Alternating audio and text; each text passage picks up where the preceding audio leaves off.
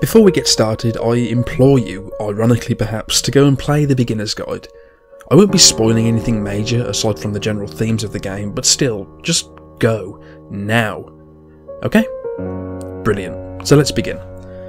The beginner's guide is one of the most warped, surreal yet beautiful experiences I've ever had in a video game, and talking about it is going to be difficult to say the least.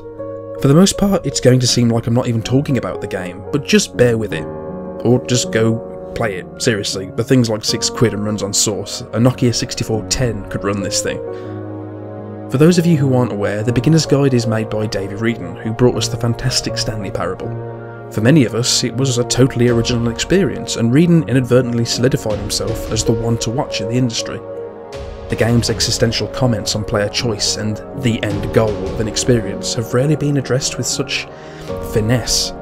Beginner's Guide is a similar sort of experience, in as much as the player has very little way to interact with the environment, and that it has something seemingly profound to say in a rather cryptic way.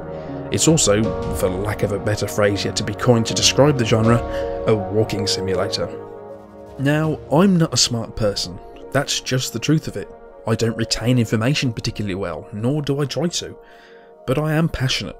Above all else, I consider that my defining attribute as a human being, and to some degree, the beginner's guide speaks directly to that, both in a positive and negative way, more so negative, in fact. The beginner's guide, for me at least, is the story of the passionate individual.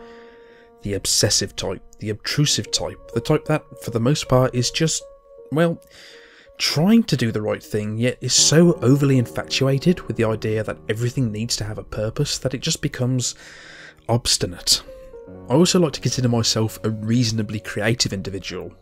Vain too. Of course I'm vain. How could anyone argue with that? I started at my own YouTube channel just as an outlet specifically for my own opinions. I think to a certain degree all creative people want to be noticed, they want to be found, they want to be loved. But of course there are exceptions to every rule. But how could one who's so inherently determined to be noticed understand the notion of creating for just no reason, for the self? How could that be? I can't answer that, and neither can the beginner's guide, despite it being one of the game's central themes. The role of the creator is not to take ownership of his ideas. His job is merely to create and leave for others to interpret. That's something I've always believed, and despite perhaps what the beginner's guide I think is trying to tell me, it's something I still believe to be true. Despite the fact that I adore Braid, Jonathan Blow frustrates me to no end. He's the antithesis of the fuddy-duddy creator. He clearly wants people to experience the games he creates because, well, he sells them, but then goes on to criticise even those who enjoy his work because apparently they just don't get it. This is another central theme in the beginner's guide. Can the creator truly take ownership of the idea they create? Of course, that's entirely true for the majority. Capitalism is built upon this very notion, and spoilers here, so just go fucking play it.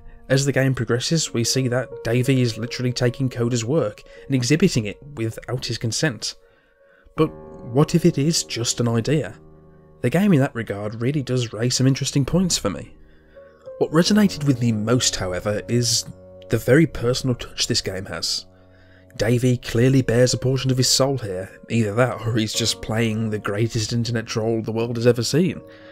It's a reflection into the mind of a creator who is clearly struggling to reconcile his love for creativity with the popularity he's now receiving as a result of that. It's about the insecurities of the interpreter. How deep is too deep? How much can you presume to know about anybody, regardless of how much you think you know? And that's what the beginner's guide says to me. That's the central theme. The central theme. You can never truly know anybody. It doesn't matter what they've done, what they're going to do, what they say or what they believe. And you'll never really know anybody but yourself. And even then, it's pretty hard. Of course, this is all conjecture. Maybe the game is mocking exactly what I'm doing here, making a point on the over-analysis of any product. Maybe it's actually all true. Maybe Davey is genuinely seeking redemption from someone in his life he really did feel as though he pissed off. There's nothing concrete out there on what the story of the beginner's guide is really trying to say. Even Davey himself is refusing to shed light on anything until a much later stage. Personally, I hope we never find out, because after all, that's the beauty of experience. regardless of what we each may take from it, it will always be different to each and every one of us because we're all different, and that's really fucking good. Seriously, just go buy the damn thing. I believe it's one of the most important games to have been released since Journey, and yes, I am a Journey fanboy. Seriously, you owe it to yourself to just take a gamble, regardless of what you might take from it.